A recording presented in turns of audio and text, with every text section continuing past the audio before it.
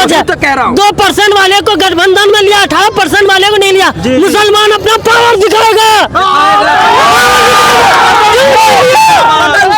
जान भी दूंगा ओवैसी तेरे,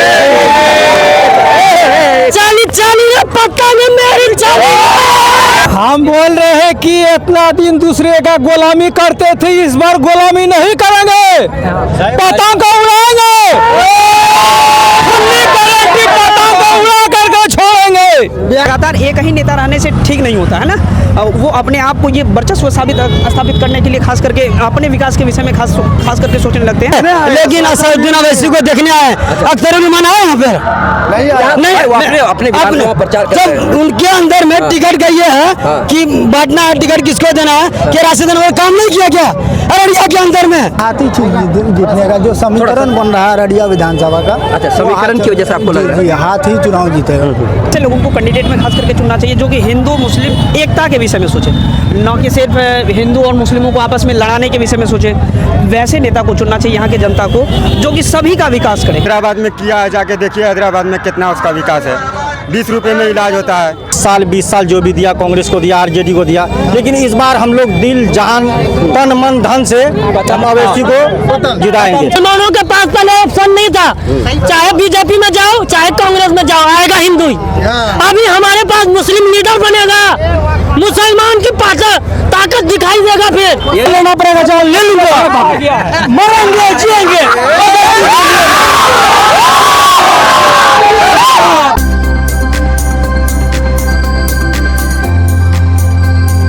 रिपोर्ट्स में आपका स्वागत है। मैं हूं आपके साथ मुनव्वर आलम। मेरे पीछे आवाज़ आप तक पहुंच रही होगी। एमआईएम के सदर असदुद्दीन ओवैसी साहब अररिया विधानसभा के पैक्टोला में पहुंचे हुए हैं। हम लोग बाहर हैं क्योंकि अंदर से वीडियो रिकॉर्डिंग हम लोग नहीं कर पाए। उनका जो भाषण था वो हम लोग रिकॉर्डिंग नहीं कर पाए। उसके पीछे का कारण यह है लोग बैरिकेडिंग तोड़ करके अंदर घुस गए और इतनी भीड़ हो गई कि हम वहाँ से निकलने पर मजबूर हो गए। वहाँ जो असदुद्दीन ओवैसी साहब की जेड सिक्योरिटी है उन्होंने बहुत कोशिश की लोगों को पीछे करने की, लेकिन आप कह सकते हैं कि भाई उनके जो समर्थक हैं वो सारे लोग उनको करीब से देखना चाहते हैं। वो बहुत करीब हो गए, लोग अपने अपने कैमरे से उनको रिकॉर्ड करने लग गया। इसकी वजह से जो है बार बार जो सिक्योरिटी है उन्होंने जो है बहुत कोशिश की, धक्का दे करके लोगों को पीछे किया। इस दौरान जो है हमारा जो मोबाइल है वो नीचे गिरा और हमारा जो स्क्रीन गार्ड है वो टूट गया। इसीलिए हमने सोचा भाई जान बची लाखों पाए, हम लोग बाहर निकल आए। और फिलहाल आप देख सकते हैं हम लोग पैक्टोला के मैदान में हैं। यही पर असदुद्दीन ओवैसी साहब आए हुए हैं। अररिया विधानसभा से एमआईएम के प्रत्याशी है इंजीनियर मंजूर साहब। आपको बता दें अररिया विधानसभा में पिछले 2 बार से कांग्रेस के विधायक हैं आबिदुर रहमान साहब, वो इस बार भी मैदान में है। जेडीयू से शगुफ्ता अजीम साहिबा हैं और एमआईएम से इंजीनियर मंजूर साहब है।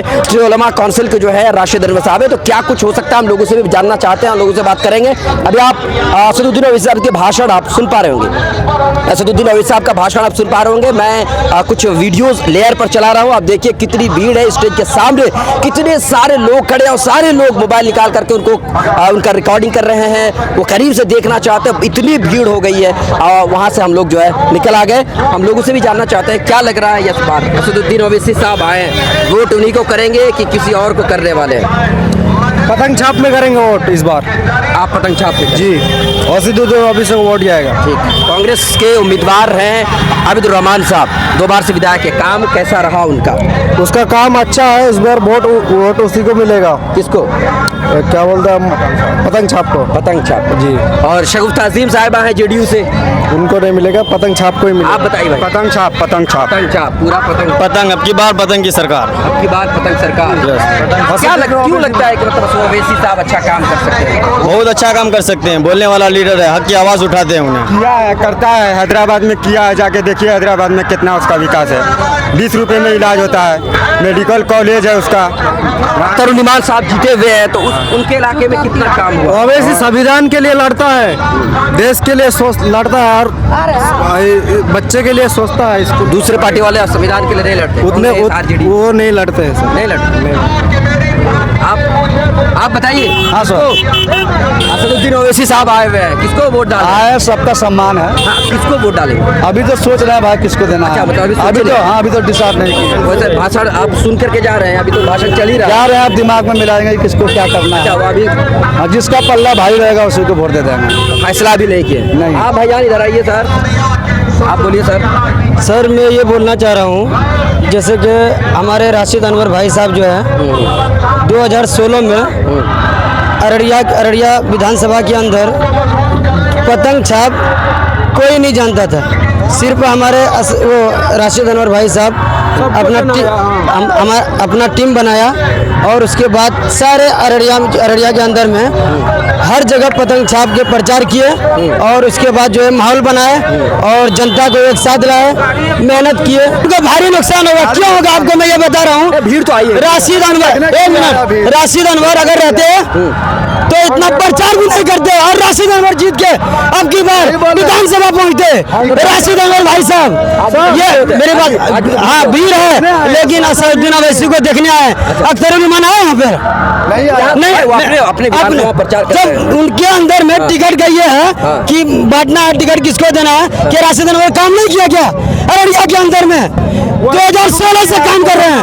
मंजूर आलम साहब से मेरे कोई दिक्कत नहीं है, उनको टिकट मिला। आपको मतलब ये कहने का मतलब ये है कि राशिद अनवर साहब को टिकट मिलना चाहिए क्योंकि बेचारा कोई भी मेहनत करता है। 11 साल मेहनत किया राशिद अनवर, वो बेचारे जब राशिद अनवर का वो नहीं हुआ तो हम लोग का क्या होगा, खाक होगा। अंकल जी कुछ बोल रहे हैं। अगले बार राशिद अनवर भाई रहेगा। इस बार रहेगा, इस बार मंजू को जिताने दीजिए। अच्छा इस बार मंजूर को जिताने दीजिए। हाँ अगले बार उसी का भाई रहेगा। राशिद अनवर ये सीट का हक राशिद अनवर को था। राशिद अनवर को टिकट नहीं दिया तो इसको भारी नुकसान है। हर सीट पर नुकसान है, नुकसान हो रहा है। 11 साल मेहनत किया। भीड़ इतनी आई है, इतने सारे लोग हैं। सर बीजेपी को रहा था कि बी टीम है, ये बी टीम है। राशिद अनवर सबको मेहनत करके सबको समझाया, उसी को टिकट न दिया। अरे बस या तो बात खत्म हो गया। हॉस्पिटल के अंदर अगर एक फोन करते थे राशिद भाई फलना का आदमी तबीयत खराब है, हॉस्पिटल आइए, फौरन आते थे हॉस्पिटल। क्यों आते थे? पब्लिक के लिए आते थे, पब्लिक सेवा करने के लिए आते थे। अपने जा रहे हैं क्या हो गया? अच्छा प्रोग्राम खत्म हो गया, क्या लगता है? अरे जा रहे हैं सर, ये बोलिए सर। पतंग छाप आप बोलिए। अरे चुपचाप है हो क्या? हाथ छाप। अच्छा हाथ छाप। क्यों ऐसा लग रहा है? हाथ छाप 10 सालों से यहाँ पर है। यहाँ पर हाथी जीतने का जो समीकरण बन रहा है अररिया विधानसभा का। अच्छा समीकरण की वजह से आपको लग रहा है? हाथ ही चुनाव जीतेगा। तो ओवैसी साहब की जो इंजीनियर साहब है उनका कितना कुछ हो रहा है? मिलेगा उनको, मिलेगा। इसमें आधा से ज्यादा आदमी जो जहाजे देखने के लिए कुछ नहीं किया। आधा से ज्यादा आदमी जो कि जहाजे देखने को आया, वो कह लेंगे आपसे, हम पूछते हैं। ठीक, अपना बात रखना है। आधा से ज्यादा आदमी जो जहाजे देखने के लिए आया है यहाँ पर। आपको लगता है जहाज देख? जी हेलीकॉप्टर? जी लेकिन वोट आप करेंगे आपके गांव के? जी हाथ में। हाथ आप बताइए, आप बोलिए। आप इससे पहले पब्लिक जहाज कभी नहीं देखा था, ठीक है। वो जो लड़का बोल रहा राशिद अनवर को टिकट मिलता तब बी टीम नहीं था, टिकट नहीं मिला तब नहीं, वो बी टीम नहीं बोला, वो ये बोला कि जब लोग बी टीम कह रहे थे तब राशिद अनवर लोगों के पास ले गए। ये बात 10 साल आबिदुर रहमान को देखे, बस और नहीं देखे पतंग छाप को। अब इस बार पतंग छाप को देखा जी। आप बोलिए सर। सबसे पहले वॉलंटियर है आप जी, आपको यहाँ आने के लिए बहुत बहुत बधाई। सबसे पहली बात, हमने 10 साल 20 साल जो भी दिया कांग्रेस को दिया, आरजेडी को दिया, लेकिन इस बार हम लोग दिल जान तन मन धन से हम अवैसी को जिताएंगे। मंजूर आलम को टिकट मिलता या राशिद अनवर को मिलता या बाबुल रशीद को मिलता, एडवोकेट बाबुल रशीद को ही मिलता, तो हम वोट फिर भी पतंग छाप को ही देते। पतंग की दीवार जी, पतंग की दीवार। दिल चीर के दिखा दे। दिल चीरने की बात नहीं, दिल चीर के दिखा देंगे पतंग छाप। दिल चीरने की हर जगह हमारे बड़े भाई हमारे बड़े हर जगह पतंग छाप है। हर जगह। अच्छा मैं ये जानना चाहता हूँ, देखिए अभी पतंग छाप की आप बात कर रहे हैं, तो पतंग छाप से क्या फायदा हो जाएगा? और कांग्रेस के 2 बार से उम्मीदवार विधायक है, वो कितना फायदा नहीं पहुंचाया आपको? क्या अब ये आएंगे तो फायदा पहुंचेगा? बताइए। बहुत फायदा पहुंचेगा।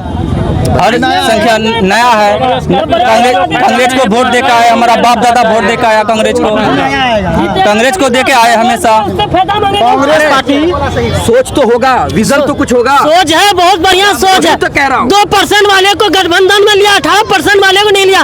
मुसलमान अपना पावर दिखाएगा।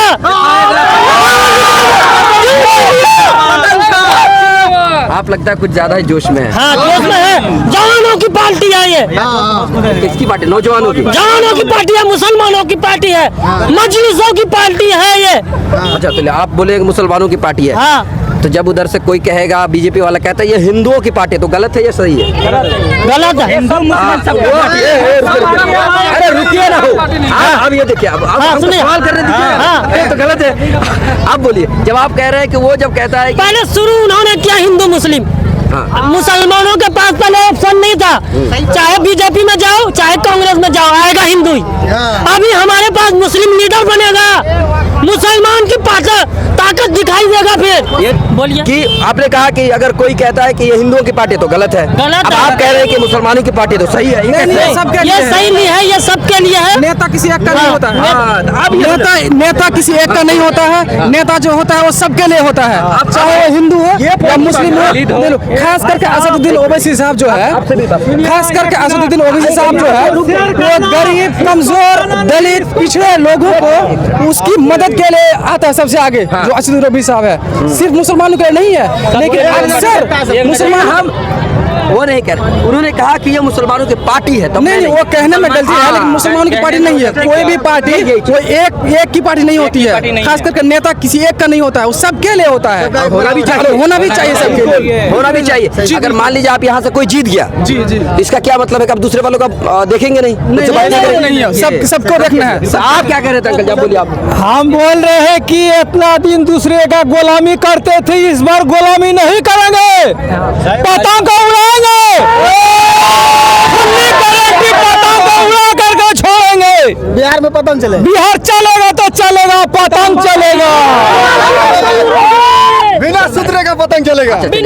अब मुझे बताइए, अच्छा आरजेडी कांग्रेस, ये यहाँ वो लोग आ रहे हैं, वो लोग भी वोट मांग रहे हैं, वहाँ उनका यानी कांग्रेस का उम्मीदवार है, 2 साल से विधायक है, काम नहीं हुआ क्या आपका? हम लोग का काम नहीं है, हम लोग को बेच रहा है।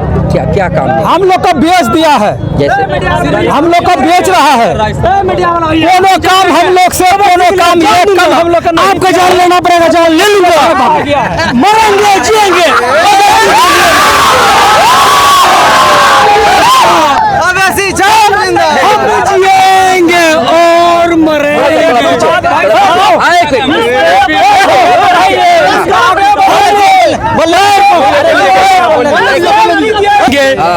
पतंग जान भी दूंगा, तेरे चाली चाली रे पतंग मेरी चाली,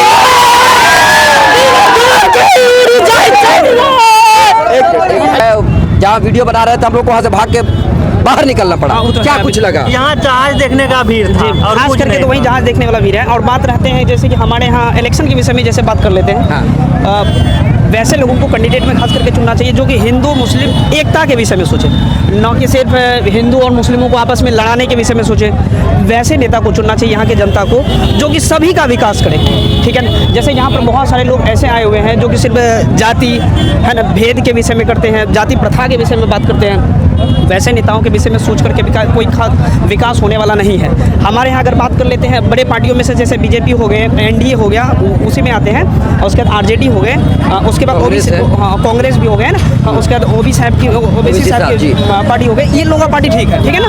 जैसे बात रहा हमारे यहाँ विकास के विषय में, अभी फिलहाल मिला जुला करके ठीक विकास हुआ है, लेकिन लगातार एक ही नेता रहने से ठीक नहीं होता है ना। वो अपने आप को ये वर्चस्व स्थापित करने के लिए खास करके अपने विकास के विषय में खास करके सोचने लगते हैं।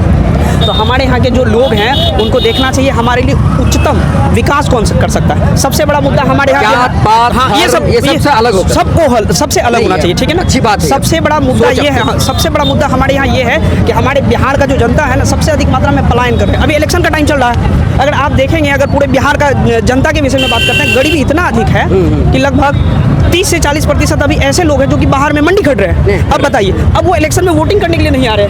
सबसे बड़ा मुद्दा यहाँ पर जो है कि क्या है, गरीबी है और पलायन करना है। तो लोगों को ये सोचना चाहिए हमारे यहाँ पलायन को कौन सा नेता ऐसा है जिसको हम चुने जो कि रोक सकते हैं, ठीक है ना। हमारे यहाँ विकास का कार्य जो करे उनके विषय में सोचना चाहिए। जैसे हमारे यहाँ बात कर लेते हैं, हमारे यहाँ बाढ़ की भी बहुत समस्या है ना। हमारे यहाँ बाढ़ के विकास के लिए सोचना चाहिए। कोसी का पानी का अभी तक कोई निराकरण जी हाँ, बहुत ज़्यादा समस्या है। इन सभी के विषय में सोचना चाहिए, ना कि सिर्फ एक ही विषय में। जैसे हम लोग अभी सोच ले कि नहीं बीजेपी को ही वोट देना, ये इंपॉर्टेंट नहीं है। हमारे लिए जो नेता अच्छा हो सिर्फ उसी के विषय में सोचना चाहिए, है ना।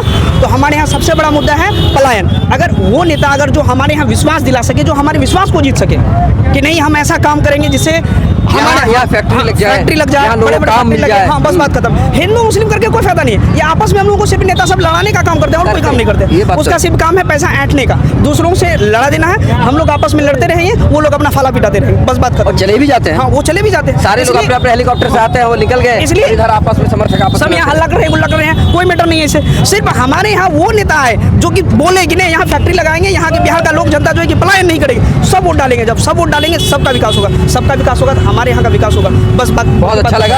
और क्या नाम है सर आपका? सोनू कुमार मंडल। सोनू कुमार मंडल जी। चलिए, अच्छा, आपकी सोच अच्छी है। हम चाहते हैं कि समाज को भी ऐसे ही समझाया जाए, लोगों से भी गुजारिश है सर।